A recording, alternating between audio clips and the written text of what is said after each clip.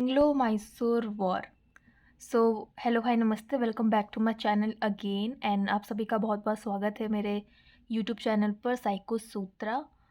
और आज हम पढ़ने जा रहे हैं एंग्लो मैसूर वॉर, जो कि 4 वॉर्स थी। हम चारों वॉर्स को इसमें डिस्कस करेंगे, ठीक है। तो सबसे पहले स्टार्ट करते हैं विदाउट एनी फर्दर डिले। पहला हम देखते हैं कि द वडिया या वोडिया डायनेस्टी भी बोलते हैं इसको, द वडिया डायनेस्टी के बारे में थोड़ा सा पढ़ लेते हैं।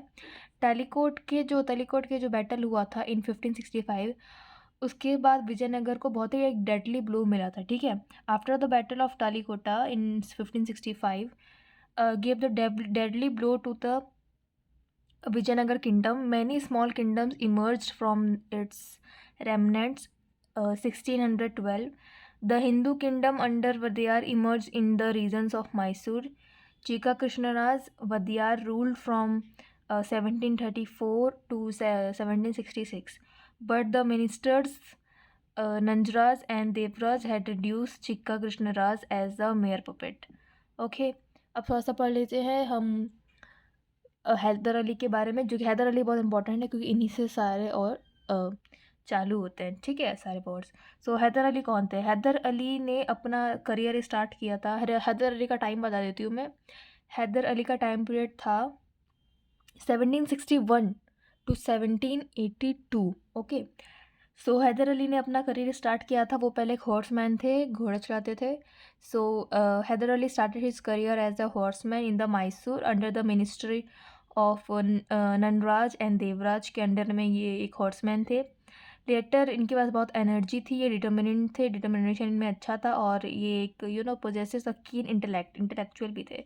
सो 1755 में इनको मौका मिला और ये फौजदार मतलब आर्मी कमांडर जो थे ऑफ डिंडीगुल, इनको बनाया गया और इनको विपन फैक्ट्री में मतलब काम सौंपा गया, ठीक है, आर्सनेल की काम सौंपा गया। और जो कि वेपन फैक्ट्री बनाई गई थी फ्रेंच की हेल्प से, ठीक है। फिर क्या हुआ, 1759 में इन्होंने श्रीरंगपट्टनम का एक ट्रीटी भी है इंपॉर्टेंट, बहुत बार आया है एग्जाम्स में, वो भी हम डिस्कस करेंगे, ठीक है। सो श्रीरंगपट्टनम को इन्होंने अच्छे से प्रोटेक्ट किया और जो भी मराठा ने जो वॉर किया था उसे बचाया। और उसके बाद ना जो नंजराज थे जो नंज थे वो इतना खुश हुए कि इनको टाइटल दिया फतेह हैदर बहादुर, ठीक है। तो हैदर अली से इनका नाम क्या हो गया था, फतेह हैदर बहादुर, क्योंकि श्रीरंगपट्टनम को इन्होंने बचाया था मराठा से। In 1761, Hyder surpassed Nandraj and became the de facto ruler of the Mysore in 1761. With the superior military skills, the captured many surrounding areas, ठीक है। लेकिन इतना सब कुछ अच्छा होने के बाद, लेकिन जब इन्होंने बैटल ऑफ पानीपत रिकवर कर लिया था Maratha under the Madhavrao attack, ठीक है, तब माधवराव ने अटैक किया था मैसूर पे और हैदर अली को डिफीट कर दिया था, ठीक है। देखो 3 बैटल ऑफ पानीपत हुए थे ना, सो हरा दिया था, ठीक है, in 1764, 1766 and 1777। To buy a peace Hyder surrendered many of this territory. Hyder ने बहुत सारी टेरिटरी सरेंडर कर दी मराठा को, लेकिन जैसे ही माधवराव का डेथ हुआ उन्होंने फिर से अपनी टेरिटरीज दोबारा रिकवर कर ली इन 1772। और लेकिन जो सेकेंड वॉर हुआ था इसके बीच में ही उनकी डेथ हो गई थी, क्योंकि डेथ बैटल ग्राउंड में नहीं हुई थी, कैंसर की वजह से इनकी डेथ हो गई थी, ठीक है।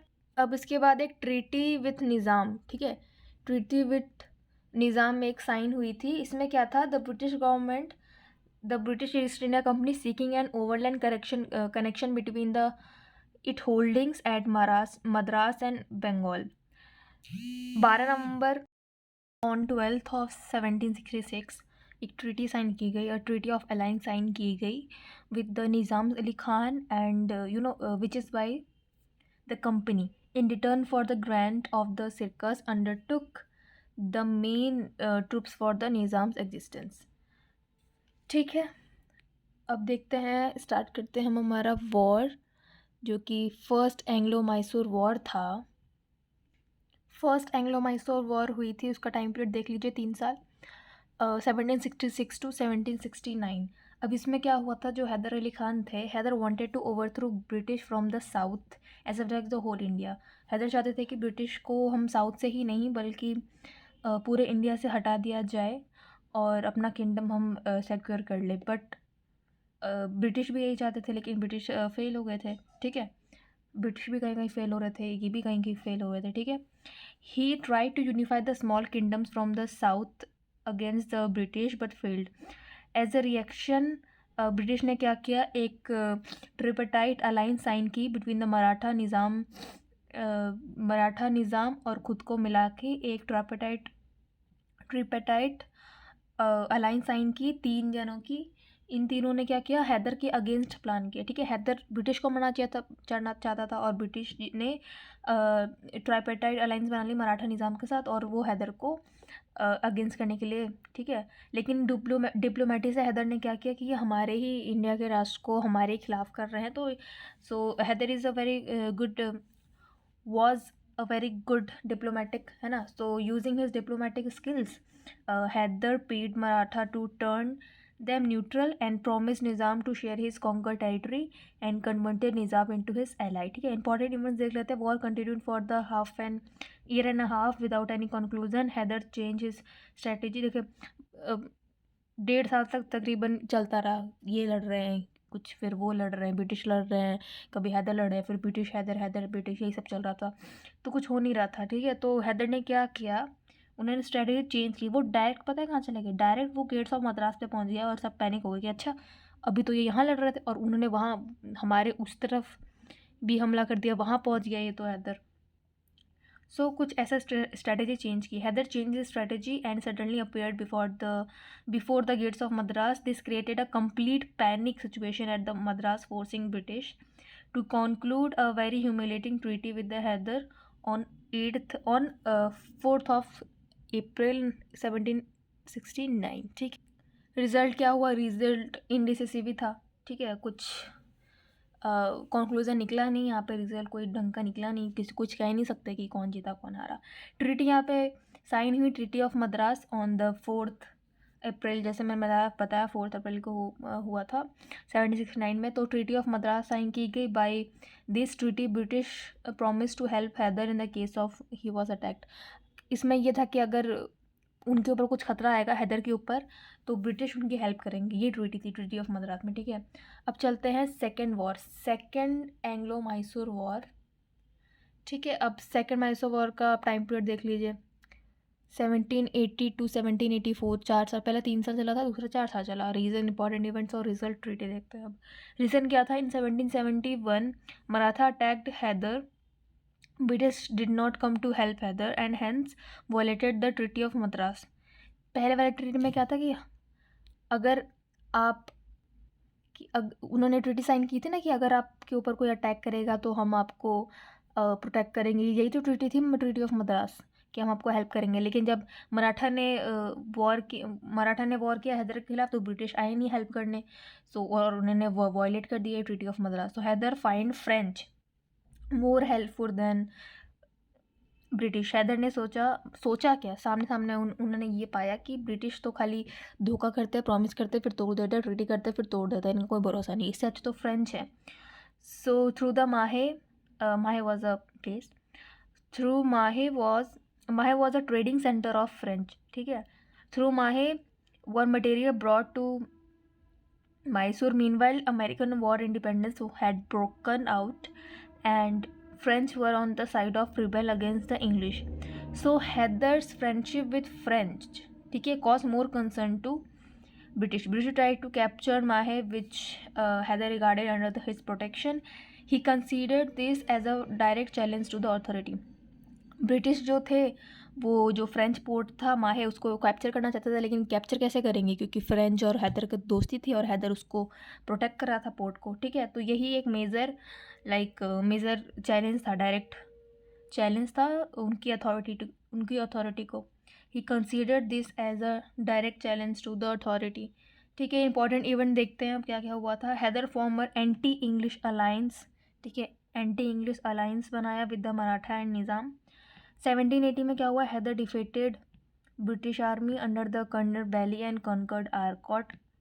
The English under the sir Eyre Coote detached the alliance as a result.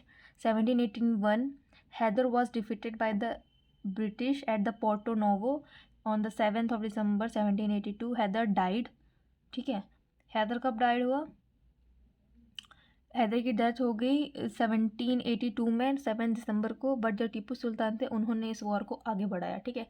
Haider ने एक एंटी इंग्लिश अलायंस फॉर्म की मराठा और निज़ाम के साथ, और हैदर ने ब्रिटिश को हराया भी और बहुत कुछ हुआ, ठीक है, और डिटैच द अलायंस, ठीक है।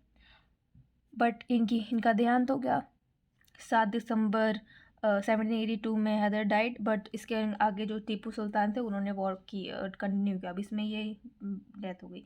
पहले में इन्होंने स्ट्रेटजी चेंज की थी, दूसरे में ये इनका देहांत हो गया। फिर से रिजल्ट इनडिसिसिव, कुछ रिजल्ट निकला नहीं इसका, ठीक है। अब देखते हैं ट्रीटी कौन सी साइन हुई।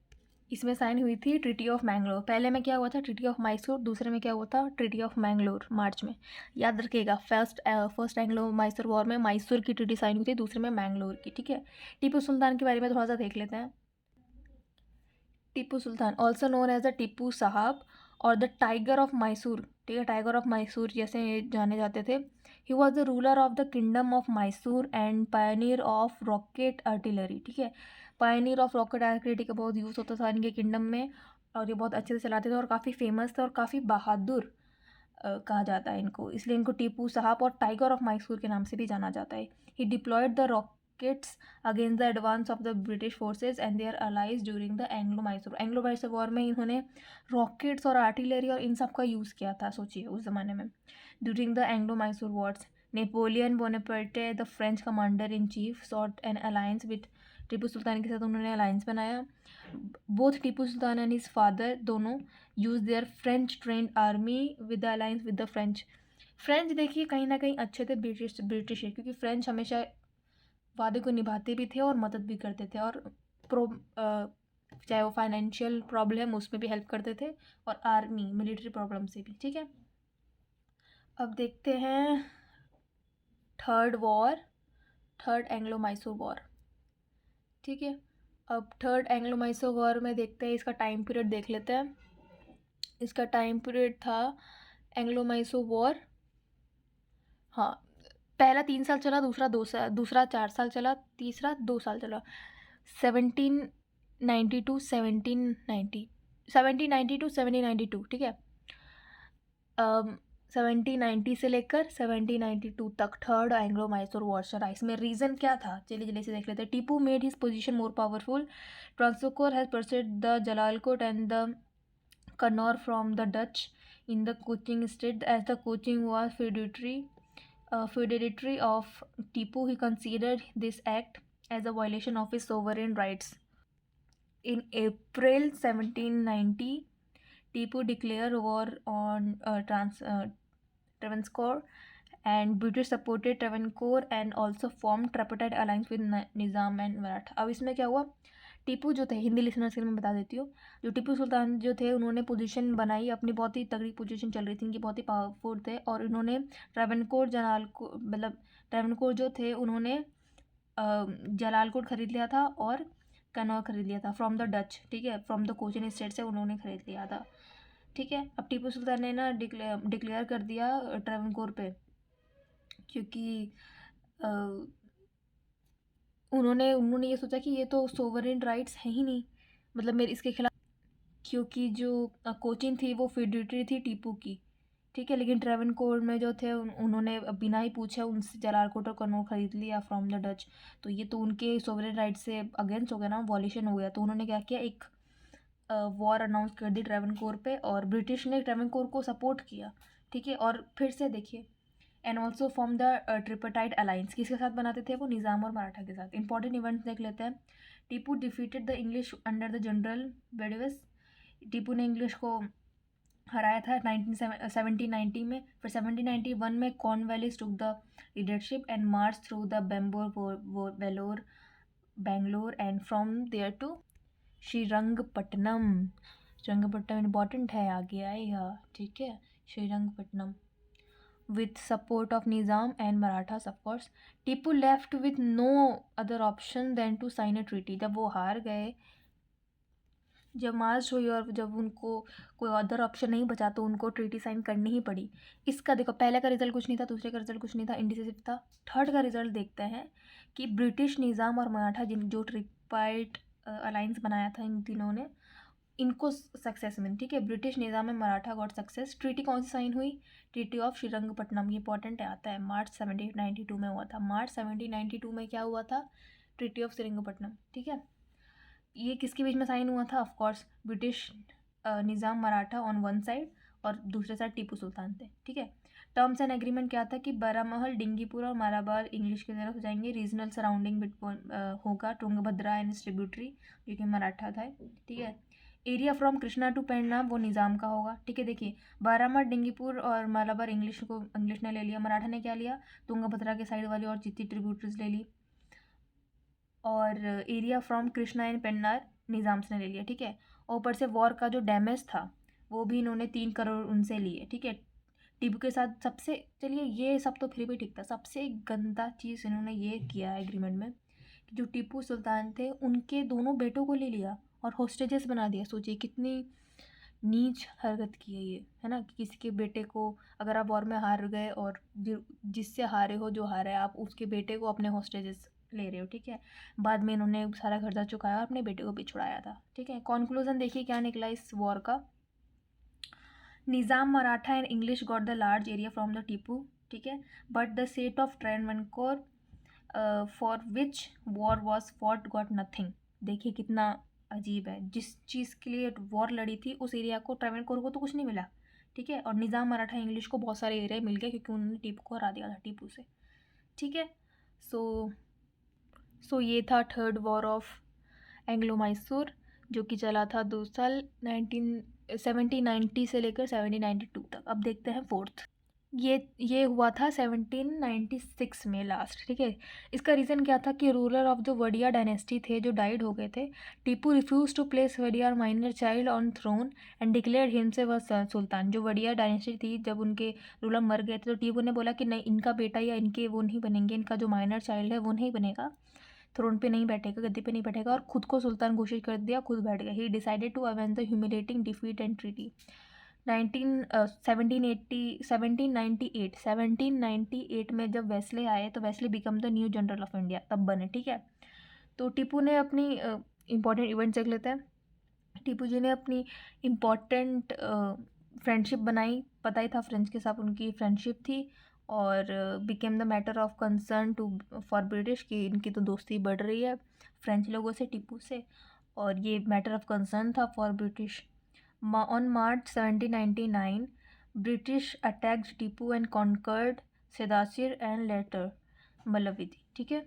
Chargesheet was made against the Tipu, Tipu के अगेंस्ट चार्जशीट बनाई गई, ठीक है। Which mention that he is plotting against the, जिसमें ये लिखा गया कि ये अगेंस्ट है, ठीक है। ये प्लॉट अगेंस्ट प्लॉटिंग कर रहे हैं, किसके अगेंस्ट? ब्रिटिश मराठा और निज़ाम, जो ट्रिपटाइट अलायंस बनाई थी, ठीक है। सपोर्ट फ्रॉम द, और इसको किसने सपोर्ट किया? उन लोगों ने किसका सपोर्ट दिया? अरेबिया का सपोर्ट ले लिया, और अफगानिस्तान से ले लिया, काबुल से ले लिया, वर्सलेस, फ्रांस, सब से ले लिया, ठीक है।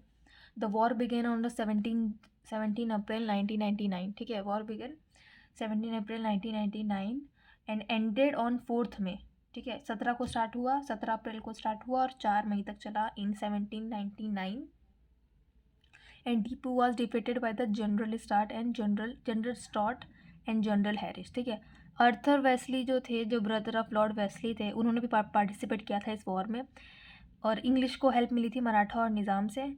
Tipu fought very bravely but on May 4 Tipu Sultan died and the war ended.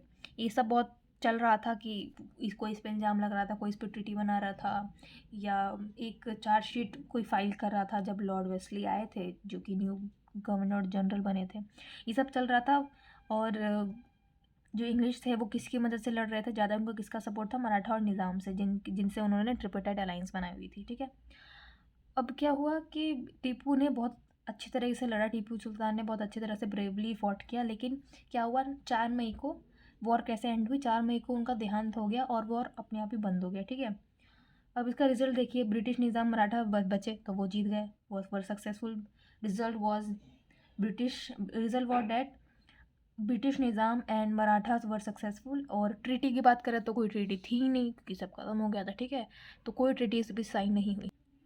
सो ये था एंग्लो मैसूर वॉर का लेक्चर। इसमें 4 वॉर हुए थे जो मैंने बताया, पहला 3 साल चला, दूसरा 4 साल चला, फिर 2 साल, और ये 1796, ठीक है। तो उसे टीपू सुल्तान के बारे में बता देती हूँ. Tipu was well educated man. He can freely converts in Arabic, Persian and कैनरीज, Kannada and Urdu. He organized his army on European model. Tipu, like his father, realized the importance of navy. 1796 में क्या हुआ? He set up the board of admiralty and planned on for fleet for 22 battleship and 20 large frigate. 3 dockyards were established at the Mangalore, Wajibabad and Maulidabad. He was the patron of science and technology, pioneer of rocket technology in India. He introduced sericulture in Mysore. Tipu was a great lover of democracy and a great diplomat. He gave support to the French in setting of Jacobean club भी इन्होंने setup किया, support किया उसको, वो खुद भी जाते थे. In Srirangapatnam, he came the member of Jacobean club and allowed himself to be called as a citizen Tipu. Citizen Tipu उन्होंने खुद का नाम दिया, ठीक है. और जैकोबियन क्लब इन श्रीरंगपट्टनम कब सेटअप हुआ था, सेटलिंग हुआ था इन 1797, ठीक है. मैसूर कैसा हुआ आफ्टर टीपू? टीपू जब चले गए तब मैसूर का क्या हाल हुआ, क्या सिचुएशन थी? The state of Mysore was handed over to Wadiyar, ठीक है. जो माइनर थे, जो कृष्णराज थर्ड थे, जो माइनर थे, जिनको इन्होंने नहीं बनने दिया था और खुद सुल्तान बन गए थे, उनके हाथ में चला गया. सब्सिडरी अलायंस साइन हुई, ठीक है. सब्सिडरी अलायंस पे भी मैं एक प्रॉपर लेक्चर बनाऊंगी, ठीक है. और William Bentinck took over the Mysore on the ground of misgovernance. And 1881 में lord Ripon restored the kingdom to its ruler, ठीक है. इंडियन स्टेट थे जो कि सब्सिडरी लाइन्स में एंटर हो गए थे, वो कौन कौन से थे उस टाइम पे? कौन कौन से थे मैं बता देती हूँ. उसके बाद क्या हुआ था? हैदराबाद, मैसूर, तंजौर, अवध, पेशवा जो कि मराठा थे, सिंधिया और गायकवाड्स, ठीक है. ये सारे द इंडियन स्टेट थे जो कि एंटर हो चुके थे सब्सिडरी अलाइंस में. और जाने से पहले मैं आपको थोड़ी बुकिश भाषा भी दिखा देती हूँ, आप स्क्रीनशॉट ले लीजिएगा. इसको बस आपको सिर्फ रीड आउट करना है, ठीक है. देख लीजिए. हैदर की अली के बारे में है, अर्ली लाइफ के बारे में, जैसे मैंने बताया. मैसूर स्टेट के बारे में, कॉन्फ्लिक्ट विद ब्रिटिश, क्या हुआ इनके साथ, कॉन्फ्लिक्ट जो हुआ था कि देखिए. फर्स्ट मैसूर वॉर के बारे में पूरा पैराग्राफ में दिया गया है, जो मैंने बताया वही लिखा हुआ है, ठीक है. ये बस बुक की भाषा में इनमें पैराग्राफ लिखा गया है. फिर हैदर अली जो विक्ट्री, ठीक है. फिर second Mysore war, the violation of treaty किया था, variety of objects and British authority on Mahe, है ना. The rights of British to Guntur events, war and his Hastings response, Hyder Ali's death and Tipu Sultan continue the war, है ना. ट्रीटी ऑफ मैंगलोर, पहले बताया था ना, पहले में ट्रीटी ऑफ मैसूर हुआ था, दूसरे में ट्रीटी ऑफ मैंगलोर. हैदर अली के कैरेक्टर और असेसमेंट, अ ब्रेव वॉरियर थे, स्किल्ड कमांडर थे, क्वालिफाइड रूलर थे, क्लेवर पॉलिटिशियन थे, है ना. रिलीजियस टॉलरेंट क्या किया था, एज अ पर्सन वो कैसे थे. टीपू सुल्तान के बारे में थोड़ा सा मैंने बताया, वही सब है ये सब कि brief introduction of Tipu Sultan. आप देख लीजिएगा, स्क्रीनशॉट ले लीजिए, पढ़ लीजिएगा, ठीक है. कॉन्फ्लिक्ट विद द ब्रिटिश एक बार रीड आउट कर लीजिए, आपका सब कुछ क्लियर हो जाएगा. Third Mysore war and its reason, suspicion on each other, receiving assistance from the French Tipu, ठीक है. तो ये बहुत सारे हैं. देखिए, ट्रीटी ऑफ श्रीरंगपट्टनम, ओके.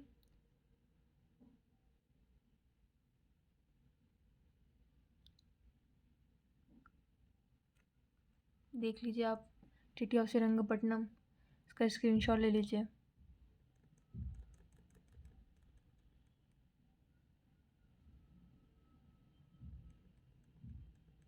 अगर आप अभी तक यहाँ पर बने हुए so thank you so much for watching.